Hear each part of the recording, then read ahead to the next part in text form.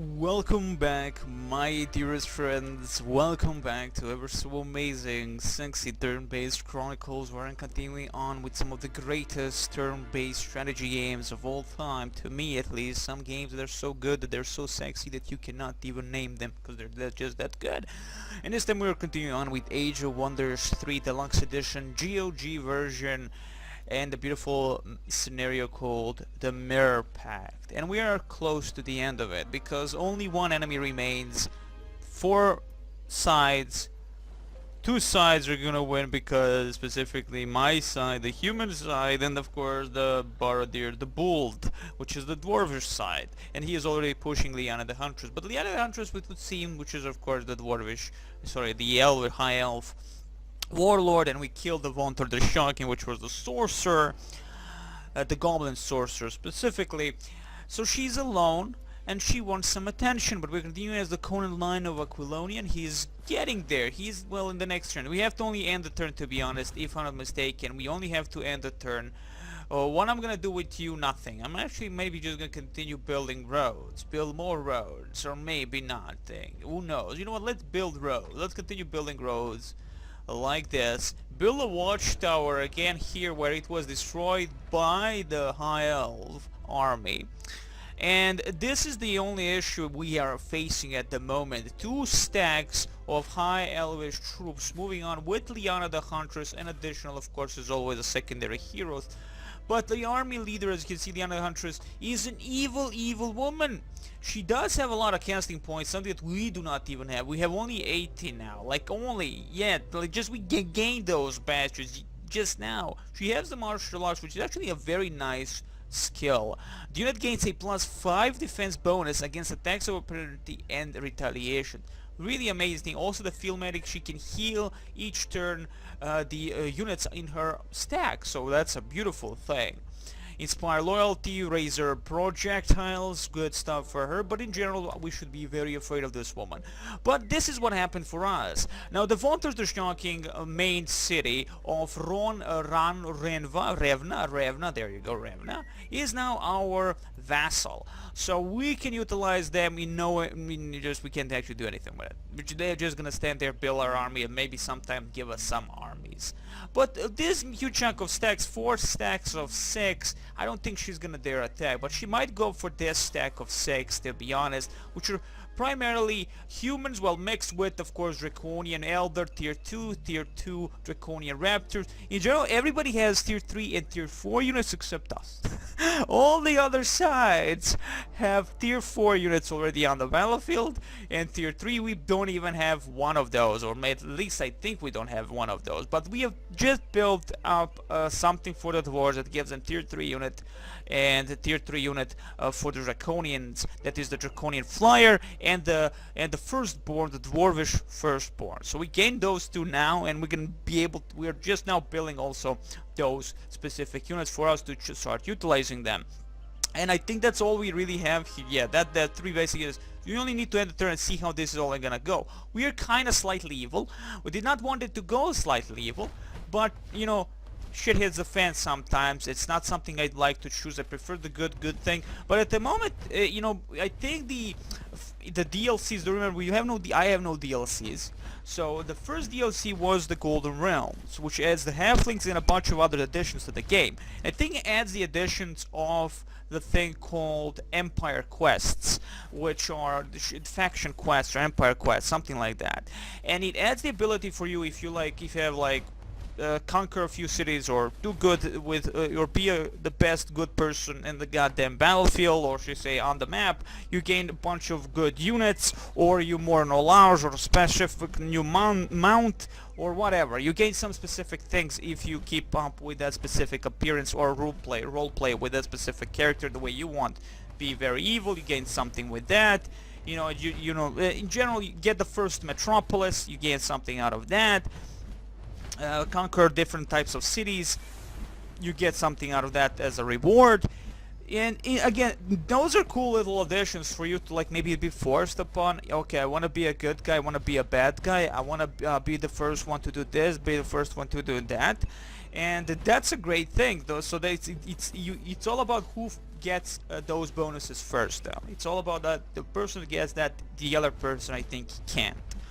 Of course, you have the addition, like those little additions really do add to the game, and of course the random events and all the other stuff that added by the second DLC, the bigger DLCs than the Halfling, which adds the 3 faction, well 2 faction and a new class, which makes any faction a third faction, to be honest, the Necromancer class. But there you go. And so Liana the Huntress is not attacking us. Thank you very fucking much. Is she like going with all her forces back? Okay. So this is actually a good freaking thing. Thank you very mother humping much. Because if she goes with all the stacks here towards Baradier the Bold and her city that she lost, I can attack her throne city. This is a very motherfucking good thing, because she attacks though, she might lose, she might fall back because she notices I'm moving towards her throne city with Warlord the Bouncer, because he is the second command and of my Conan line of Aquilonia, but we do not know what's gonna really happen here. If she wants to fall back for the throne city or whatever, she has to do the bad and the ugly, and that is slowly traverse all the open terrain to reach us. That is specifically the throne city. There is no like a fucking town, you know, like you see the capital city scroll that she can just pop back into her capital city before I can reach her. But now with the addition of the vassal city of these goblin bastards, it's all good. So first, praise the demon, praise the leader, should be the Conan line of Aquilonia, and people like to organize a great festival to your honor and collected a gift of 195 gold pieces. Not a huge amount of gold pieces, disappointed I am, LinkedIn, but it's okay, considering what LinkedIn was when we started. It was just a basic outpost and we slowly build upon everything, and this is our beautiful sexy empire, which I'm actually gonna zoom out at this point here so I can show you my empire. You can see how much we're the dwarf actually Logano is totally connected now with Samakar, but I can't thankfully because we're allies, nobody cares. But as you can see, this is my Anver, my throne city, Kitterin. We have Gamara, Kronkad. We're going to take Onagol Revna, and we are breaking in. I can see here are some options to where we can actually drop a city if we want. Of course, this was a destroyed dwarf city, which was a Ronkad. We captured him because again it's called a mirror pact scenario. The other city on the other point, this gets destroyed. Thank you very freaking much. And of course we can see the armies on the move. We can see her armies, 2 stacks and all the good stuff. So let's go back into all this and see what's left for us to do here. First and foremost, on the bottom, Butter has won 2 battles. Good for him. He has mostly now conquered every single tomb on the map. I think only one ziggurat is left standing. I'm not going for it, sadly, but it's okay. To be honest, on my side there were not a huge chunk of things to capture, tombs so to speak. Well, tombs in general. Onagol has grown into a metropolis. Wow, really? And you know, that's a lot, because again it's 22,309 people. A metropolis is like a massive one. 121 production at 69 income from the gold, so that means we basically should be just one clicking on everything. Like, well, it's still 2 for the trebuchet, and I might go for the trebuchet because generally we need always a trebuchet proven legacy. That's our one tier 3 unit that we can get. And also, by the way, the summon earth elemental, I think that's a tier 2 or tier 3 unit, so we can summon an earth elemental on one of the armies or near the cities. I'm gonna summon it on the Conan because Conan has farm. Get the Earth Elemental, our very first Earth Elemental in general. We get Inflict Crippling Wood with it, 20 damage. It has 15 defense, physical defense, 9 magic defense, 75 health points, 28 movement points. 28 is just a basic movement points for most basic unit that have legs, I guess. But again, it's kind of a floaty thing. So it's an elementals. Elementals are mystical beings formed from the base matter of the universe itself. Difficult to damage and devastating in battle. They are highly prized as guardians and champions by those powerful enough to summon them. And of course, they are magical origin creature. They are susceptible to banish an arcane binding spell. They are summoned. Thank you very much. Now, of course, the banish spell is in the domain of the of the Warlord class, so Liana the Huntress has the ability to banish this one if she wanted to. Summon. Okay, so of course it's mana to sustain and is acceptable to banish, of course, but you need requires mana to be sustained. So there is that. And his key upkeep is 18, but again, look at the amount of mana we have here, 1,000, over 1,000. So there is that. It's a conquer. Of course, this is because again we did get this research, the conquer skill, which gives an additional 50% XP for killing enemy units. So they're gonna level up much faster. And basically everything else is a-okay. Frost protection 100%, fire protection 100%, shock weakness is the only bad mojo for the earth elemental, and physical protection is 40, and blight weakness, or actually weakness for the blight and shock is 60. Definitely there is a bad mojo, but again, blight was the goblin thing, and considering the Vaunt of the Shocking is dead, that's pretty good thing. Shock, again, Warlord class, we're fighting what's left, and I don't think she's gonna be utilizing much of that unless she has the Staff of Shocking, so Ella's Mother Hopping Bell. He also has a charge ability as a night vision, and that's the good stuff. That's our very first Earth Elemental. Thank you very much. Looks beautiful, by the way. Okay, so Conan has now a full stack of 6. We can start moving. I'm gonna be continuously making reconnecting, specifically roads here. Thank you very much, like this. First, let's make a road right here. Beautiful. Continue building me my beautiful road to connect all the roads, like this. Excellent. And there you go. Now we have a perfect road, and that gives us a bunch of movement points, easy for Conan, a lion himself, to just pass and now connect with most of our forces, so we can just start going for Liana the Huntress Throne City. Now Metropolis on a gold producer human halberdier, great. City of Anvers, so that our main throne city has a whole of chivalry, which finally gives us ability to build knights, which did 3 specific human unit. So there is that. City of Lincoln, longswordman. Gamarak produces a human monster hunter, always a Karamak human settler, which is exactly what we needed. An item has arrived, which is a robe that was actually a Kazakh or Balahard, which was on Conan, and now it goes on to our friend here, Varg the Bouncer, and Varg the Bouncer being that he is a Varg the Bouncer, our second in command. He gains this cloak, and it gives him what? It gets a Holy Champion, which again deals 5 additional damage against the undead monster and dedicated to evil units, and plus 1 magic resistance. He is a level 7 bastard. Conqueror has been researched. Great, so let's select a new research ability. Thoroughbred mounts. Mounted troops are provided with best mounts in the Empire. Mounted units receive plus 15 health points. That's nice. That's very nice, but that's not what I'm gonna go with. I'm gonna now go with some basic spells, to be honest. As we're nearing in the end, I think the basic spell like Shout of Intimidation, depending the enemy unit, or Killing Spree, combat spell, that much. No need. Banish, no need, I would say. So combat spell or Killing Spree. Once per combat, the friendly targeted movement and action points are fully pressure upon killing an enemy. This is actually good. So per combat round specifically. So the friendly target, okay, well that's good, that's beautiful. I'm gonna go with this one, definitely.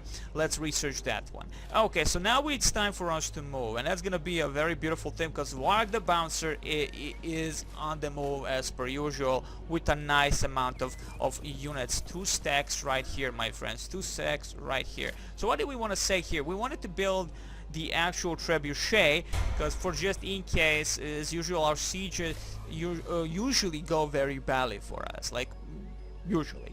Also, this is somewhere what I want to move is because of this beautiful thing called the Tavern of Evil. We get some units from that we can buy. We have enough gold to buy units from that. And we're continuously building what? Okay, Draconian. I'm gonna go for Draconian Elder, Draconian Raptor, Draconian Elder. Just basically build these tier 2 units, even though they require quite a bit.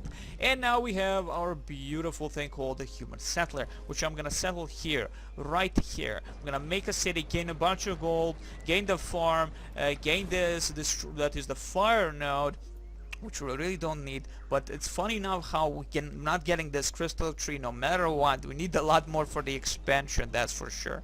A little bit more just to expand from one of these 2 cities, the Onagol and Karamag. Is it Karamag? No, Karamag and Nirithik, that is. That's all that's left for us to really do. Excellent. So moving on. We're gonna be combining our forces with this beautiful thing, or just moving down with the monster. Of course, the monster hunters have the ability just to cross to any type of terrain, and they're irregular, so they have a lot of bonuses. They have research on them, and they can go over water like nobody's bitch, like Jesus. But Jesus doesn't exist in this one, so there's that. And nobody's gaining this vault of knowledge, it would seem. How sad. Nor does Forbidden Sanctum, which gives mana on both of that. No, knowledge for the knowledge, of course. Vault of Knowledge, Forbidden Sanctum gives a 30 mana if it's on our domain. Everybody still have their own waypoint, so there is that. Thank you very much. What I'm gonna do here is, now that our main city of Anvil has the ability to produce the better thing like Human Knight, there you go. It gets immediately onto the Trooper rank, thank you very much. Wow, we already have the Veteran rank if we wanted, so Trooper, Veteran, Expert, Elite, Champion. We immediately go to the Veteran rank for the Human Archers. Or we get Human Mounted Archers, which are again specific class specific in the Warlord class. We have the Monster Hunters and all that, but let's go with the Human Knights, to be honest. I want some Human Knights. They are very sexy looking units, and I want them. Let's of course position first and foremost the waypoint to go towards the needed thing, specifically here. Again, they're gonna go specifically through the teleporter, get out of the teleporter, and move on with their lives. Good stuff indeed. Let's continuously move with these 4Cs. Let's closely match with the stacks, because, you know, again, even though the border of the ball is just spreading out in front of my army here on the bottom, I still prefer my army to be kind of connected. So keep it up, people, but keep it up.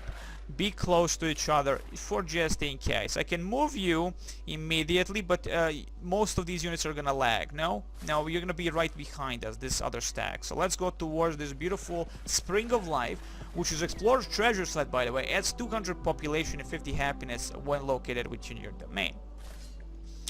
Let's move you a little bit more. Okay, definitely can get much closer with this army. Again, all just human army, but with some dwarf deep guards, tier 1 units, tier 1 units, tier 3 unit, which is a human knight. It's a beautiful thing about Age of Wonders that even a tier 1 unit is so valuable if you keep them alive for long enough, if you utilize the, especially now in Age of Wonders 3, the ability for you to rape them in the butt, that is the flanking attacks, which are highly valuable in anything to me. Like flanking attacks, if a game allows that, that's a smart thing to utilize, especially because the AI actually utilizes them constantly. We could build here a watchtower also, like around, no, we're gonna build a watchtower here, right here, because again that was destroyed watchtower down there. In the next room, I'm gonna build a watchtower right here. No, let's build here. Let's build the watchtower here. And build a watch to get a beautiful overview of most of the areas, just for in case, even though I am sure that the enemy can't do shite against us anymore. We could go for this for some kills on the boars. Tier 1, of course, we can auto-combat that one with no issues at hand. So let's change, first and foremost, on a goal, the waypoint. Waypoint is gonna be down this road right here. Beautiful. And of course, because we have this teleporter, we're not gonna be utilizing it, by the way, because it's a one-way teleporter. The forces are on the move, and the Throne City is right in front of us. These two forces, and again it will seem definitely our second command, Vog the Bouncer, is something the best I gained in these long turns. Like, he survived for so long. He's a level 7. And he was very valuable, and now Conan himself is charging with his army on this side, and the only thing we can do is end the turn, see the movement of my troops left and right as they move through the teleporter. Thank you very much. And we are getting close to the end. Though mind you, we taking this Throne City doesn't mean it's the end. We're gonna allow the same thing we allowed the goblins with Conan, that is, we're gonna allow them to become our vassals. Specifically that city, because it's a big ass city, by the way. We haven't had chance to fight yet with the High Elves. We have not encountered a High Elf village of any kind, so we should be kind of maybe in a neutral way with their population, which means that I can just have fun with the population by allowing them to join my empire without them maybe revolting or being like, okay, we do not like you that much. That could happen, though. I think we would get a notification that for instance our vassal might rebel against us, the goblin bastards there, but I don't think they will. They're in a good position. They could help us quite a bit if they want to move it. They are on the move, by the way. the goblins, that is our vassal in Revna. So I'm kind of very happy with that. You know, we can really role play this. And that's the thing about Age of Wonders again, those little details, everything. For ability to go over the mountains, and for the dwarves to have the better ability to go over the mountains compared to other units. You have these flying units that can go also, you know, over the oceans and the mountains, the rivers and all that. It makes the game so much more dynamic than all other turn-based strategy 4X games out there. Because it's still, you know, I mean, just think about it. Heroes of Might and Magic, Disciples, as I many times previously I said, I mean, they're all different games, but which is a great thing.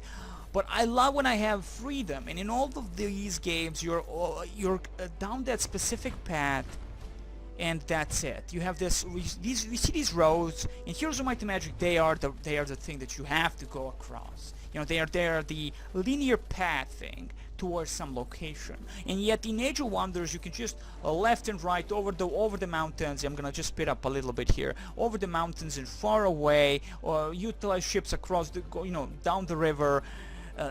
That's beautiful. That's amazing. Of course, if they win here, it's gonna be a very bad mojo. But I think she's gonna lose here. Good job, because they immediately lose the morale, and the Throne City is pretty much mine now. That's the last army I think Liana Huntress actually could have mustered. You can see again the Stone Giants. But again, that dynamic, man, that dynamic of ability just to go everywhere, do everything, and be afraid that the AI might go from the left, from the right, from the bottom.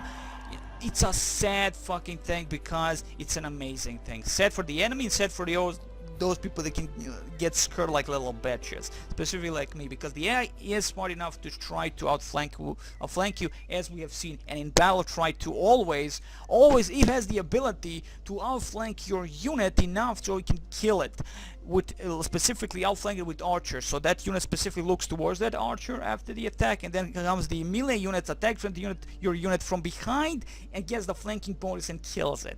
That's the thing that I've seen so many times in this game, in campaign, that they did on me, mind you, and that was painful as fuck. But it was an amazing, because they can do that enough times that they feel that they're smart enough to do it. That's beautiful. So in per usual human cab, we have finally get out tier 3, 2 of those, which are the Draconian Flyer and Dwarfish Firstborn. Human Berserker, Human Longswordman, and Draconian Raptor. And Summer of Love in Borshire. Borshire is such a city. First, I love the name Borshire. It just makes me, think of the Shire, of the Lord of the Rings. And it's just a beautiful, beautiful place, I would say. It feels, whenever I come back with the camera on top of it, it feels like, I'm home. Compared to, we have the Anvor and everything. Everything is green, everything is beautiful. We have this beautiful farm. We have some sheep there, beautiful. So 164 more population. Everybody's so happy. They're gonna just production goes up. Everything goes up because people are happy. They're satisfied with what's happening. And of course, considering that we have won the main battle against Vontor the Shocking, our main enemy, our main rival. Now Liana Hunter died so many times, she's gonna wait 3 turns to come back, and her main massive force here pretty much got annihilated. Urkan the hacker, that mother humper, hacked her and killed the little bitch. And of course Sheena the elemental is there. All actually, well, he only lost what, 2 units? The Draconian Hatchling and the Dwarf Phalanxes, but of course Trebuchet and a huge chunk of, he has a Manticore Rider, has the Draconian Flyers support. In general, of course, understandable win there, even with the Dread Siege, mind you. This is what she dropped on the city before attacking, which gives units, the defenders, minus 500 happiness. These guys, even though you can press on them, you can see they were still happy enough, high morale, to not give a fuck. So they were happy enough to not give a fuck. Good stuff for them, of course. So let's drop ourselves a beautiful thing called the Watchtower here. Another watchtower, of course, and our new watchtower is in the effect. Thank you very much. And we can just run down here with Conan or make the road. We can't make the road. Okay, we're just gonna run down with Conan, go for the Liana, slowly but surely combine these 2 armies, or go for this. Now let's go first and see what we can hire. A Human Knight. Thank you very much. A Human Knight is now there's an additional tier 3 unit. Though to be honest, here we have to find, yeah, this will seem this specific area does not have a bridge towards the throne city. Oh boy, so that means the Conan is gonna get a little bit too late for the fight in the capital. That's okay, let's first move the secondary and see what's happening here. Okay, in general, a lot of units protecting the capital, actually. A lot of units, specifically the Manticore and the Griffin, they are all tier 3 units, well sorry, tier 4 and tier 3 units. That's a bad mojo. There is no way this army will be able to defeat that. Well, to be honest, with the Halberdiers, they're gonna do good against the flying units in general, but Manticores, we have seen that they have the ability to shock the units of High Elf, Griffin Riders, Jesus. We'll have to wait. I believe we'll have to go here with Conan instead of going across here. We might have to go, yeah, 3/3 just to reach that location unless we find the bridge or something. No. Okay, so this is my tactic. We're gonna go across the mountains here. We're gonna join up from the sides, attack from the side the main throne city. That's gonna be in the next video, by the way. But this is the army that's gonna be leading the way here. There's just no way for us to do it any other way unless we want to go into the water tile, into the other tile. It's gonna take a few turns anyway, so I guess if we can go immediately onto the water tile, we'll get a little bit well, much closer to the throne city in the next turn. So there is that. Like, there is that. If you go onto the water tile, thank you very much, we can see immediately, like, in the next turn we'll be able to, because of a mariner, by the way, because humans have the mariner tank, which gives them kind of a more of advantage when they go into the water. Again, imparking does not make this specifically, of course, to the defense penalties if they don't have the mariner. So again, not make the unit subject to -3 defense and -1 defense on the magic there. Not in terms of movement, but that's what the beautiful advanced seafaring is for. You know, I mean, after that we get the advanced logistics, which helps again quite a bit. If I think it's similar to the Heroes of Might and Magic, where you get the logistics, and the logistics, I think, yeah, where you get the ability to move much farther away than you would usually. Okay, so that's it. This was what we could have done here for this turn. The next turn it's gonna be probable battle. I did not actually expect that she would have this here. Like, this is a big army that she left to protect. I'm a little bit afraid of, well, actually I'm quite a bit afraid of, if we could get these guys into action against this, that is these goblins, we could just surround it completely and annihilate her, but we're gonna have to wait for a few turns. We could go with these armies and find the other cities here if she has rebuilt. Definitely there is this city, or allow Warlord the Bold to just have a little bit of fun and start raping them from the sides over the mountains, because again there is nothing. He is combining now every single possible force for this specific attack. There is nothing left for him to do over there. Of course we have more stacks coming in, so it's all about, do we wait or do we attack immediately? Anyway, that's gonna be for the next time. Wish you the very best. Next time, a lot more drugs and more Age of Wonders 3 goodness.